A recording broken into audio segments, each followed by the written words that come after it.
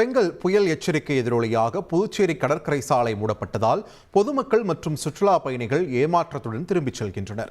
இதுகுறித்த கூடுதல் தகவல்களை எமது செய்தியாளர் எழில்குமார் வழங்கிட கேட்கலாம். எழில், வணக்கம். பாண்டிச்சேரியில் தற்போது என்ன நிலவரம், அங்கு என்னென்ன கட்டுப்பாடுகள் விதிக்கப்பட்டிருக்கின்றன? விரிவா பதிவு பண்ணுங்க.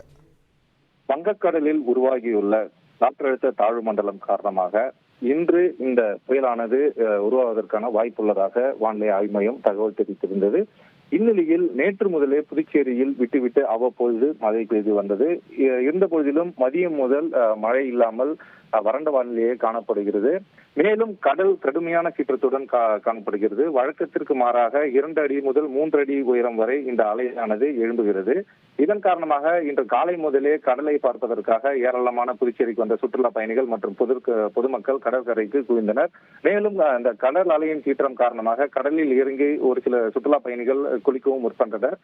இதன் காரணமாக அவர்களது பாதுகாப்பை கருத்தில் கொண்டு காவல்துறையினர் அவர்களை வெளியேற்றினர். இருந்த போதிலும் தொடர்ச்சியாக இந்த கடலின் ஆர்ப்பரிப்பை பார்ப்பதற்காக தொடர்ச்சியாக கடற்கரை நோக்கி பொதுமக்கள் மற்றும் சுற்றுலா பயணிகள் வந்தனர்.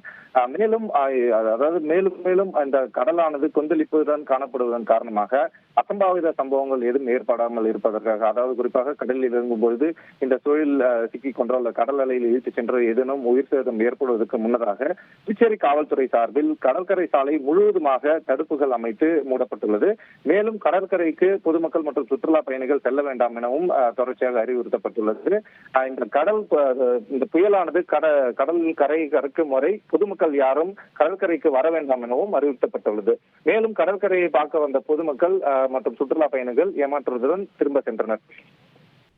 வங்கக்கடலில் உருவாகியுள்ள காற்றழுத்த தாழ்வு மண்டலம் காரணமாக இன்று இந்த புயலானது உருவாவதற்கான வாய்ப்புள்ளதாக வானிலை ஆய்வு மையம் தகவல் தெரிவித்திருந்தது. இந்நிலையில் நேற்று முதலே புதுச்சேரியில் விட்டுவிட்டு அவ்வப்பொழுது மழை பெய்து வந்தது. இருந்த போதிலும் மதியம் முதல் மழை இல்லாமல் வறண்ட வானிலையே காணப்படுகிறது.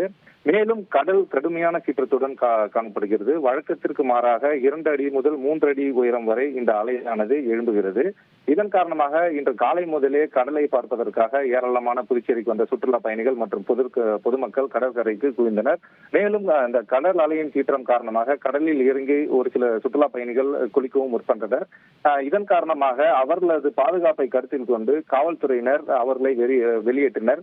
இருந்த போதிலும் தொடர்ச்சியாக இந்த கடலின் ஆர்ப்பரிப்பை பார்ப்பதற்காக தொடர்ச்சியாக கடற்கரை நோக்கி பொதுமக்கள் மற்றும் சுற்றுலா பயணிகள் வந்தனர்.